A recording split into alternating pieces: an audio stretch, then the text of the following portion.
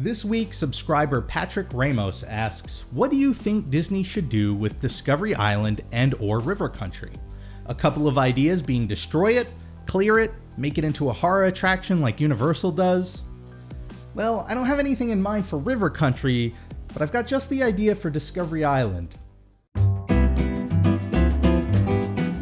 Discovery Island is an island that sits in Bay Lake at Walt Disney World.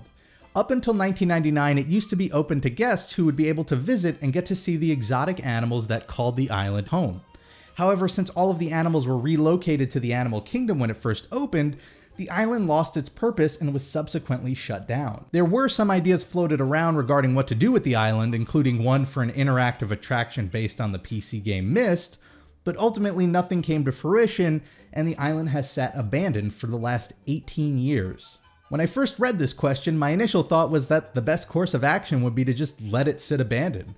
While it's no small island at 11.5 acres, it's also not big enough for something like a theme park. For comparison, it would roughly fit Tomorrowland on it. Similar to the reason it closed, there was also no real nature-related use for it that wouldn't seem redundant with the animal kingdom around. Then I started thinking about the Star Wars Hotel. If Disney's upcoming immersive hotel experience is all it's cracked up to be, we could possibly be looking at the next generation of themed entertainment.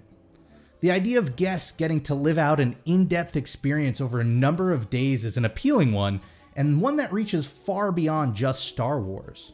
So it would make sense they'd probably want to offer more experiences if all goes well. Well, why not do it on Discovery Island, and why not do it with the Descendants franchise? More specifically, how about turning Discovery Island into the Isle of the Lost?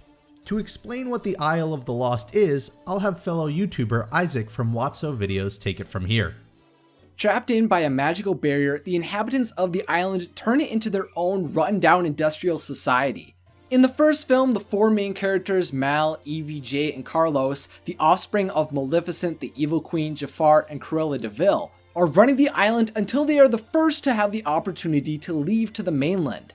On the mainland, known as the Kingdom of Auradon, the villain kids go to school with a variety of Disney heroes and sidekicks. While most of the first film was focused on the mainland, the second film heavily shows us the Isle of the Lost, allowing us to meet new characters like Uma, the daughter of Ursula, and allows us to see cool new locations like Mal's hideout and Uma's pirate ship. This is a really cool location with a lot of Disney Imagineering potential. Similar to the films, the experience can be centered around musical and dance performances rather than rides.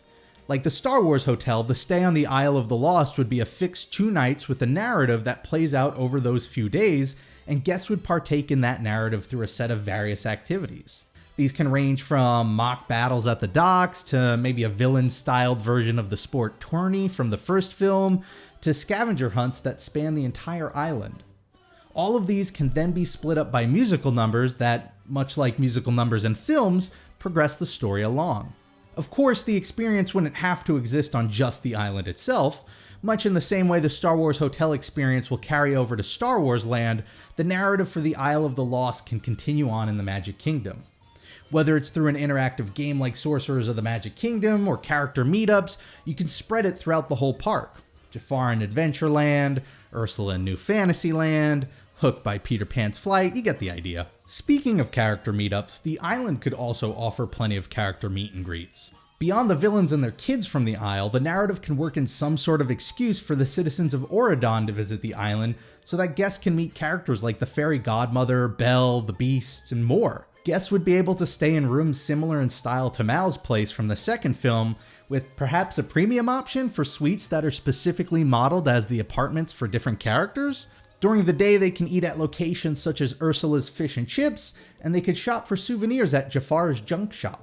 And if guests really want to get in character, the island could also offer its own Descendants-styled version of Bippity Boppity Boutique, modeled after Lady Tremaine's Curl Up and Die from the second film, with everything from clothes to a complete makeover.